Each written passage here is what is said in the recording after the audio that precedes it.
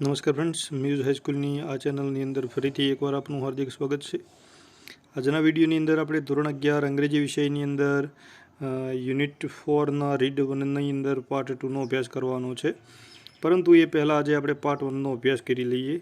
તો એની અંદર આપણે એવું જોયું હતું કે આજના આપણે આસપાસની દુનિયાની અંદર જોઈતા એવું આપણે એક ધ્યાન ધરીશું તો એવું એક બાબત સાથે આપણો સોદો થશે કે જેની અંદર આપણે એકબીજાથી દેખાવની અંદર તો જુદા છીએ જ, પરંતુ સાથે સાથે ઘણી બધી રીતે માનસિક રીતે પણ આપણે જુદા છીએ. જેવી રીતે કે સાઇઝ છે, ટેમ્પરમેન્ટ છે, કેરેક્ટર છે, આ ઘણી બધી રીતે આપણે એકબીજાથી જુદા છીએ. તેની સાથે સાથે હેલ્થ સાથે જો આપણે એક ચેકઅપ કરીએ તો ફિઝિકલ અને મેન્ટલ બે પ્રકારના ઇસ્યુ આપણે જોયા હતા. એક છે શારીરિક અને બીજો છે માનસિક, જેની અંદર આપણે એનાથી કઈ રીતે દૂર થઈ શકાય, મતલબ કે જો કોઈ પ્રોબ્લેમ્સ હોય તો એમાંથી છુટકારો કેવી રીતે મેળવી શકાય એના વિશેનો પણ આપણે અભ્યાસ કરેલો છે. તો એક છે આયુર્વેદ અને બીજું છે એલોપેથી.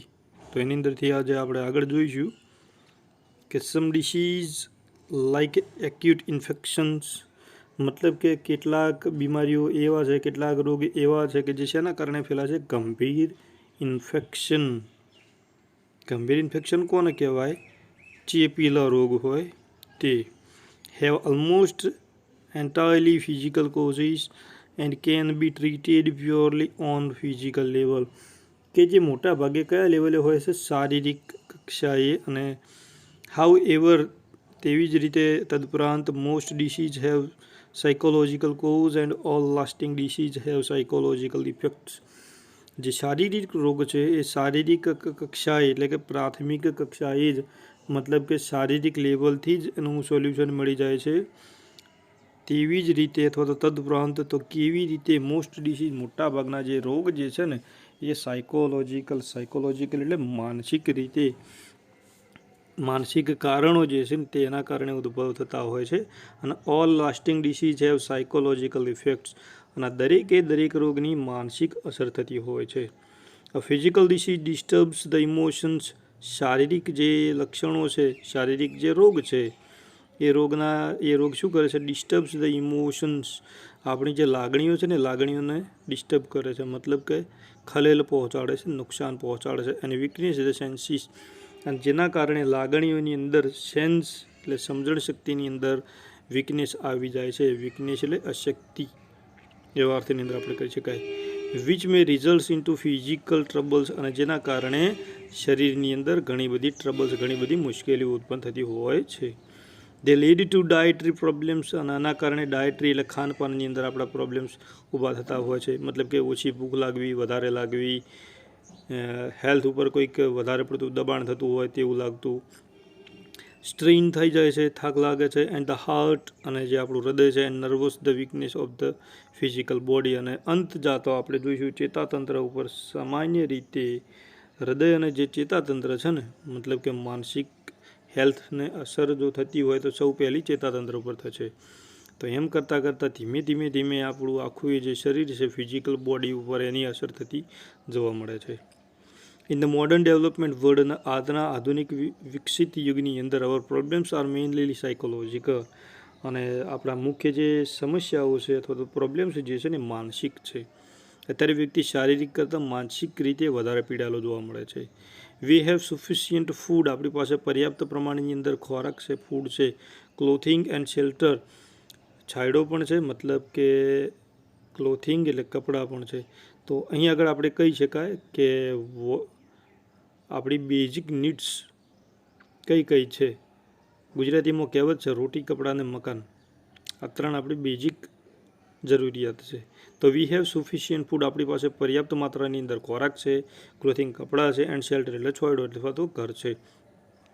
તો પ્રશ્ન આની અંદરથી પૂછી શકાય ને કે what are the basic needs of human beings? તો sufficient food, clothing and shelter, which prevents us from getting most physical disease, કે જેને કારણે આપણે મોટાભાગના શારીરિક રોગ થતાં અટકીએ છીએ અથવા તો અટકી શકે છે. શેના કારણે? આપણી બેઝિક જરૂરિયાતોના કારણે. Though most of us have no major physical problems, તો આના કારણે આપણા ઉપર મોટી સમસ્યાઓ નથી થતી, ભલે ને એમ કે ના હોય.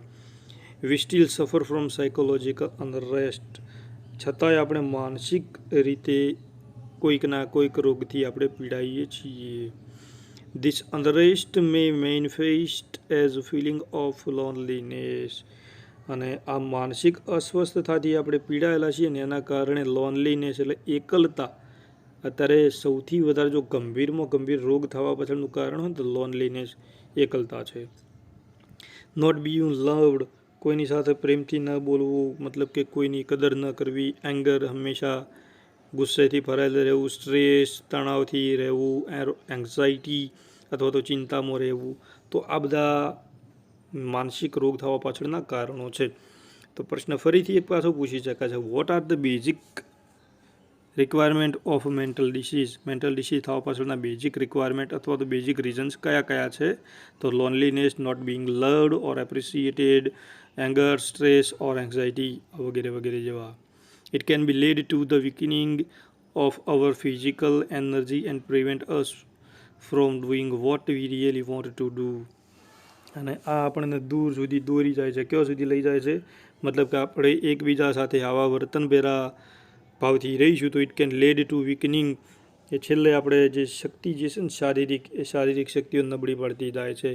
ઓફ અવર ફિઝિકલ એનર્જી, શારીરિક શક્તિઓ કરતાં. And prevent us from doing what we really want to do, અને ખરેખર જે કરવા માગવા, મતલબ કે જે તમારી મારી કામ કરવાની ઈચ્છા હોય છે એ ખરેખર રીતે આપણે કામ કરી શકતા નથી. તો આના કારણે માનસિક રોગ થતો હોય છે, જેના કારણે હું અને તમે જે કામ કરવા માગીએ છીએ એ કામ કરી શકતા નથી. અવર very way of life breeds અનહેપીનેસ, અને આપણી જે જીવનશૈલી જે છે ને એનો ઉછેર અથવા તો બ્રીડ્સ એટલે આપણો ઉછેર કઈ રીતે થાય છે? અનહેપીનેસ, દુઃખદ રીતે થયો હોય એવું માનીએ છીએ. We have hectic and unstable routine in which there is little peace of containment.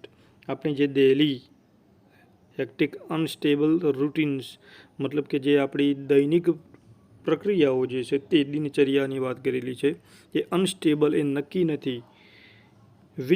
Which there is little peace or contentment, કે જો આગળ નહિવત પ્રમાણની અંદર પીસ એટલે શાંતિ, યાદ રાખીશું પીસનો સ્પેલિંગ PEACE, જ્યારે PIECE થશે એનો મતલબ છે ટુકડા, અને અહીં આગળ PEACEનો મતલબ થશે શાંતિ અથવા તો કન્ટેન્ટમેન્ટ, અથવા તો આપણે વાત કરીશું સંતોષ જે છે ને નહિવત પ્રમાણની અંદર જોવા મળે છે. Have disturbed the organic roots of life, અને જે છે એ આપણા કુટુંબની અંદર આપણો જે વાતાવરણ જે છે તેને ડિસ્ટર્બ પહોંચાડી દે છે. લાઇક ગુડ ફૂડ, જેવી રીતે આપણે જોઈશું કે કઈ કઈ રીતે આપણને ખલેલ પહોંચાડે છે. તો સારો એવો ખોરાક, પાણી, વોટર એન્ડ એર, અને હવા, એન્ડ હેપી ફેમિલી લાઈફ.